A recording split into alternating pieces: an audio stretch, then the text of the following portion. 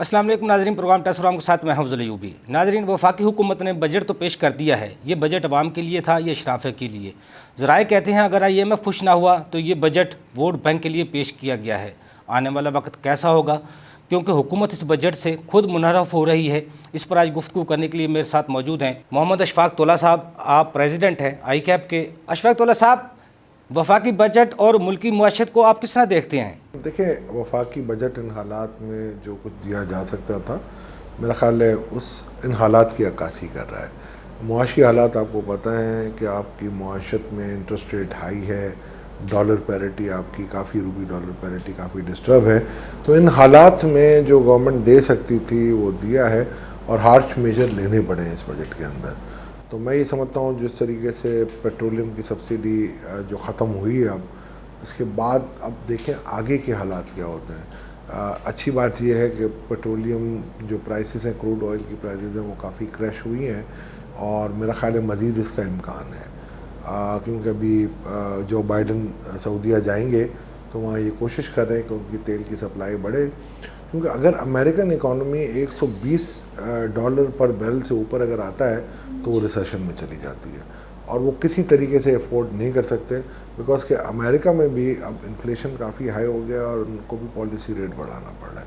और पाकिस्तान का जहाँ तक ताल्लुक़ है, पाकिस्तान की कुछ इकॉनमीज़ में से ब्राज़ील और पाकिस्तान दो वाहिद इकॉनमी है जो इस वक्त एट पार इंटरेस्ट रेट पे चल रहे हैं रियल इन्फ्लेशन के तौर पे, वरना हर कंट्री ने इस वक्त नेगेटिव इंटरेस्ट रेट पे रखा हुआ है। और अगर हम भी 4 या 5% नेगेटिव लेके जाएं तो हमें 1400 अरब का स्पेस मिल सकता है।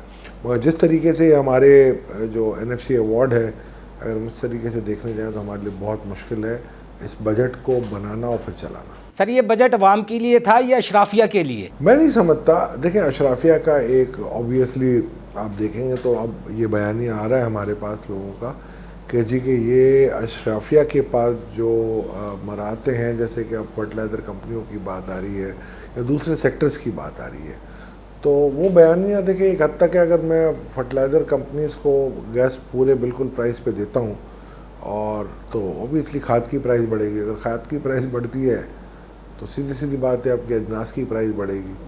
आप देखें, हमें ये देखना पड़ेगा कि दो चीज़ों पे मैं समझता हूँ गौर देना है आपको, और ये हमारे प्राइवेट एंटरप्रेन्योर को ज़्यादा देखना पड़ेगा कि जब अगर हम एक चीज़ इंटरनेशनल प्राइस पे जब करते हैं, आप गेहूँ की सपोर्ट प्राइस इंटरनेशनल प्राइस पे देते हैं, कॉटन आप इंटरनेशनल प्राइस पे बेचते हैं, गन्ना आप इंटरनेशनल प्राइस के हिसाब से बेचते हैं, तो ज़ाहिर बात है वेज रेट एक ऐसी चीज़ है जो कि इंटरनेशनल प्राइस पे नहीं है। पाकिस्तान इस वक्त खत्ते में सबसे कम तो नहीं मैं कहूँगा, हमसे कम भी है इस खत्ते में, बस खत्ते में ज़्यादा इन्फ्लेशन हमारा श्रीलंका के बाद हमारा है, मगर हमारा जो वेज रेट है वो .62 सेंट है और मेरा ख्याल अब तो उससे भी कम हो गया क्योंकि डॉलर की काफ़ी मेरा ख्याल रुपये डी वैल्यू हो गया। तो 0.5 सेंट पर आवर अगर रेट होगा आपका, तो मैं नहीं समझता हूँ कि जिस किस्म की महंगाई का तूफ़ान आ गया है वो कोई भी इंसान इसको बर्दाश्त कर पाएगा। मगर दूसरी तरफ एक अच्छी बात ये हुई है कि आपने डायरेक्ट सब्सिडी दी है उन ख़ानदानों को कि जिनके पास काफ़ी मुश्किल गुजारा था।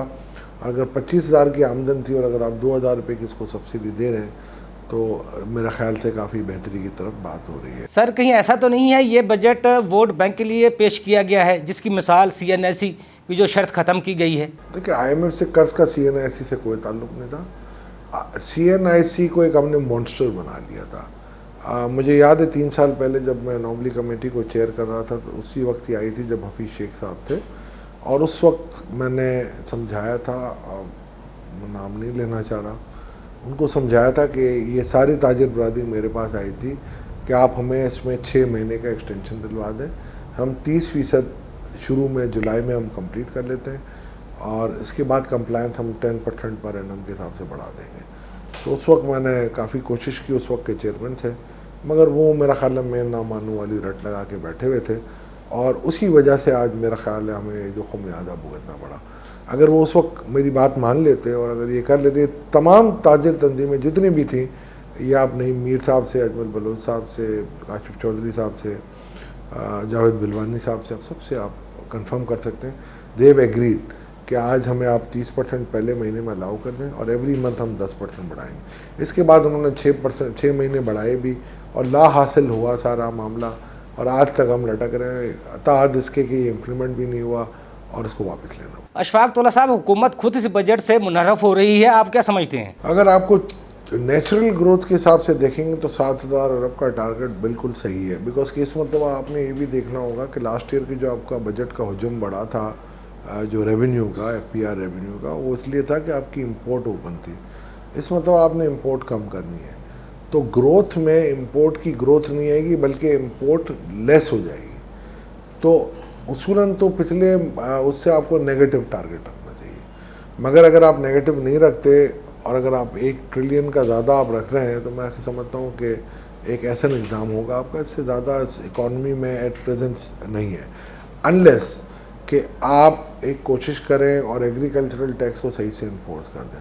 میں نہیں سمجھتا ہوں کہ ایگریکلچر ٹیکس ہمارے پاس پورا آئے گا، وہ میرا خیال ہے 200-400 ارب اگر آ جاتا ہے تو اب بھلے صوبے لے لیں، ہم صوبوں سے کسی اور مد میں ایڈجسٹ کر سکتے ہیں، تو میرا خیال ہے آپ پھر اب جا سکتے ہیں کہ کیومولیٹیو آپ 8 ٹریلین پہ جا سکتے ہیں اگر پروونشل سیلز ٹیکس کو ملا کے۔ تو یہ تو ایک خواب ہے جو شرمندہ ہو رہا ہے، اس کی تعبیر ہی نہیں ہو رہی۔ سر، اس بجٹ کے بعد کون سا سیکٹر عروج پائے گا اور کون سا سیکٹر میں زوال آئے گا، آپ کس طرح دیکھتے ہیں؟ دیکھیں، بجٹ سے ہر وہ چیز جس میں اشیاء خرد و نوش ہیں وہ تو آپ کو استعمال کرنی ہے، وہ تو ہمیشہ ہر سیکٹر اوپر جائے گا۔ آپ صرف ایک چیز دیکھیں، آپ کو ملک کی معیشت کو اگر دیکھنا ہے تو یہ دیکھنا ہے کہ آپ کو آئی ایم ایف سے ایگریمنٹ کے بعد باقی تمام اسٹیک ہولڈر جو آپ کے فرینڈلی کنٹریز ہیں، سعودی عربیہ، چائنا، یو اے ای، قطر، یہ آپ کو ساری چیزیں مہیا کریں۔ جیسے قطر سے ہم بات کر رہے ہیں $3 بلین کی ایل این جی کے اوپر ایٹ ڈسکاؤنٹڈ ریٹ، اگر وہ آپ کو مل جاتی ہے تو آپ کی اوبیسلی ایکسپورٹ سیکٹر بھی بڑھے گا، مگر آپ کو یہ دیکھنا پڑے گا، آؤٹ آف باکس سولوشنز لینے پڑیں گے، کیونکہ اس وقت آپ کی ڈومیسٹک اکانومی میں بوائنسی ہے، کوئی ایسا مسئلہ نہیں ہے۔ مین آپ کا جو مسئلہ ہے وہ اس وقت 2 چیزوں پہ آ رہا ہے، ایک تو انٹرسٹ ریٹ آپ بڑھائے جا رہے ہیں جس کے فسکل ڈیفیسٹ بڑھتے ہیں، دوسرا آپ کی انفلیشن اس سے بڑھ رہی ہے، دوسرا ایک اور انفلیشنری میجر ہو رہا ہے آپ کا جو روپی ڈی ویلیو ہو رہا ہے۔ تو یہ 2 چیزوں پہ اگر آپ نے کنٹرول کر لیا تو آپ کی معیشت پھر اٹھ جائے گی۔ اشفاق تولا صاحب، آئی کیپ کا ملکی اکانومی میں بہت اہم رول ہے، ابھی حال ہی میں پوسٹ بجٹ کانفرنس کروائی گئی ہے، آپ کیا کہتے ہیں؟ دیکھیں، ہم نے ہمیشہ کبھی بھی آئی کیپ کا ایک اسٹینس رہا ہے پچھلے 5-7 سالوں سے کہ ہم کبھی بھی سیکٹر اسپیسیفک بات نہیں کرتے، ہم صرف بات کرتے ہیں لا کی امپرومنٹ کی بات کرتے ہیں۔ تو ہم نے ایک بڑی اچھی اچیومنٹ کی ہے چیئرمین پی آر صاحب کے ساتھ کہ ہم یہ کہہ رہے ہیں کہ جی آپ ہمارے ساتھ کنٹینیوسلی بیٹھیں، جو آپ کو تھنگس فار امپرومنٹ کہہ رہے ہیں تو وہ امپرومنٹ آپ کریں، ہم چاہ رہے ہیں کہ ملک کا سسٹم ٹھیک ہو۔ تو اب ہم کوارٹرلی میٹنگ کریں گے۔ دوسرا، آئی کیپ ایک اور کام کر رہا ہے کہ سمپلیفیکیشن آف ٹیکس لاس پہ ہم کام کر رہے ہیں، جس کو آنریبل فائنانس منسٹر نے اپروو کیا، چیئرمین پی آر نے بڑا سراہا ہے۔ تو ہم کوشش کر رہے ہیں کہ ہماری ٹیمیں جو ایکسپرٹ بیٹھے ہوئے ہمارے پاس آئی کیپ میں، ان کے ساتھ مل کے میں پرسنلی اس کو ہیڈ کروں گا۔ اس کے علاوہ ہم ایک انڈاکومنٹڈ اکانومی پہ آئی بی اے کے ساتھ مل کے کر رہے ہیں، جس میں ہمیں چیئرمین صاحب نے یہ آفر کیا ہے کہ اگر آپ سمجھتے ہیں تو ایف پی آر بھی آپ کا ساتھ دے گی اور کوشش کریں گے آئی ایم ایف بھی ہمارے ساتھ آ جائے۔ تو یہ بڑی اچیومنٹ ہے۔ آئی کیپ کا جو رول ہے، آئی کیپ مدر انسٹیٹیوشن ہے، میرا خیال ہے آئی کیپ کے رول کے برابر باقی کافی انسٹیٹیوٹ نہیں ہوتے۔ آپ دیکھتے ہیں آئی کیپ واحد انسٹیٹیوٹ ہے جو کہ کئی بہت ساری تھنک ٹینکس ہیں، میں نے دیکھا ہے، کبھی آج تک انہوں نے ماڈل بجٹ نہیں بنایا، اور لاسٹ ایئر سے ہم نے ایک روایت ڈالی ہے ماڈل بجٹ کی، اس سال ہم نے اس کو پرسو کیا ہے اور ہوپ فلی آئندہ اور امپرومنٹ لائیں گے۔ تو آئی کیپ ماشاءاللہ بہت اچھے طریقے سے گورنمنٹ کو سپورٹ کر رہی ہے اور اس کو اکنالج بھی کیا جا رہا ہے۔ اشفاق تولا صاحب، جو حکومت بیانیہ لے کر آئی تھی وہ سب کچھ الٹ ہو گیا ہے، آپ کیا سمجھتے ہیں پاکستان کے مسائل کا حل آرٹیفیشل مینجمنٹ آف اکانومی ہے؟ میرا خیال ہے آرٹیفیشل اکانومی کبھی بھی نہیں ہوتی۔ آپ اس کو جب بھی کوئی جو الزامات لگتے ہیں، تو میں نے پہلے بھی ایک جواب دیا تھا کہ پہلے 3 سال پچھلی اس دور میں نہیں، اسے پچھلے دور میں 13 سے لے کے 18 والی بات کر رہا ہوں، ایک بھی سینٹ مارکیٹ میں پمپنگ گورنمنٹ ریزرو سے نہیں کیا گیا تھا۔ وہ ایک صرف جو دیو ملائی داستانیں ہوتی ہیں کہ جی یہ کر دیا وہ کر دیا، میرا خیال ہے یہ ان لوگوں کے لیے ہوتی ہیں جو صرف باتیں کرنے کے چیمپئن ہوتے ہیں، ان کو شاید اندازے نہیں ہوتے۔ اب میں نے 3.5 سال پچھلے بھی میں نے کہا تھا آنریبل فائنانس منسٹر کو، پھر شیخ صاحب کو بھی کہا تھا کہ آپ آڈٹ کروا لیں اور بتا دیں کتنے پیسے گئے تھے۔ ہاں 18 میں جب پولیٹیکل انسرٹنٹی پیک پہ تھی، الیکشن ایئر تھا اور سی پیک کی کافی امپورٹ تھی، اس وقت اسٹیبلٹی کے لیے آپ کو کرنی پڑی اور ڈی ویلیو بھی کرنا پڑا، مگر اس سے پہلے میرا خیال ہے کوئی پیسے پمپ نہیں کیے گئے تھے۔ اشفاق اللہ صاحب، پاکستان کو گرے لسٹ سے نکالنے کا ایک عندیہ مل گیا ہے، آپ کیا سمجھتے ہیں؟ یہ ایک بہت پازیٹیو ڈیولپمنٹ ہے، اور ماضی میں ہم بلیک لسٹ سے وائٹ لسٹ میں آئے تھے، بہت شارٹ پیریڈ میں آئے تھے۔ اس مرتبہ پالیٹکس کو زیادہ چل گئی تھی، تو بس وہ جادوگر کی جان طوطے میں تھی تو ہماری جان FATF میں تھی، تو میرا خیال ہے اب نکل گئے ہیں، اب ہمیں ریٹین کرنا پڑے گا۔ مگر اس میں مور آف پالیٹکس تھی کہ جی آپ فلانے لیڈر کے خلاف مقدمہ چلائیں، ان کو پکڑیں، یہ ٹیررزم۔ اب ٹیررزم دیکھیں، وہ پہلے جب ہم آزادی لیتے ہیں کسی چیز پہ تو ہم کہتے ہیں کہ جی ہیرو آف ون از فو آف ادر، تو اب یہ اپنے اپنے مائنڈ سیٹ ہے۔ میں نہیں سمجھتا کوئی ٹیررزم کر رہا تو اس کو پکڑنا بھی چاہیے اور اس کے خلاف مقدمے بھی چلانے چاہیے، مگر یہ ہر طرف پوری دنیا کے لیے اپلیکیبل ہونا چاہیے، صرف پاکستان جیسے کنٹری کے لیے نہیں ہونا چاہیے۔ ہم دیکھتے ہیں ہمارے اڑوس پڑوس میں کافی ٹیررزم کی ایکٹیویٹیز ہو رہی ہیں اور کھلے عام ہو رہی ہیں، ببانگ و دہل ہو رہی ہیں ادھر، تو میرا خیال ہے اگر یہ بینچ مارک ہو تو آپ مجھے بھیج دیں، میں سب کو بلیک لسٹ کروا دیتا ہوں۔ اشفاق اللہ صاحب، آخر میں یہ بتائیے گا، حکومت، عوام اور مسائل، حل کیا ہے؟ مستقبل کو کس طرح دیکھتے ہیں؟ دیکھیں، آپ مشکلات میں تو ہے پوری دنیا ہے۔ پچھلی حکومت اگر کیونکہ میں تو اتنا ان سے اتنا کوئی واقف نہیں تھا، میں سمجھتا ہوں کہ جو شوکت ترین صاحب نے کہا وہ بات میرا خیال ہے اس میں اب مجھے حقیقت نظر آ رہی ہے کہ اس حکومت کے پاس کوئی اکنامک پلان نہیں تھا۔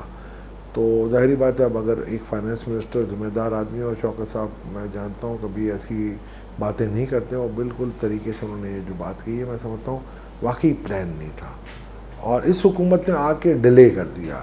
اگر یہ ٹائملی پلان کرتے، میں نے ایک انٹرویو میں پہلے بھی کہا ہوا ہے، میرا خیال ہے سب سے پہلے میں نے ہی کہا تھا کہ 140 ارب یہ بچا سکتے تھے اگر امیڈیٹلی یہ ڈیسیجن لیتے۔ ظاہری بات ہے اس وقت ان کے لیے بھی اتنا مشکل تھا کہ ڈیسیجن لینا، تو انہوں نے ڈیلے کیا، اب دیکھتے ہیں کہ کیا ہوتا ہے۔ جی بہت شکریہ اشفاق اللہ صاحب، آپ نے ہمیں ٹائم دیا۔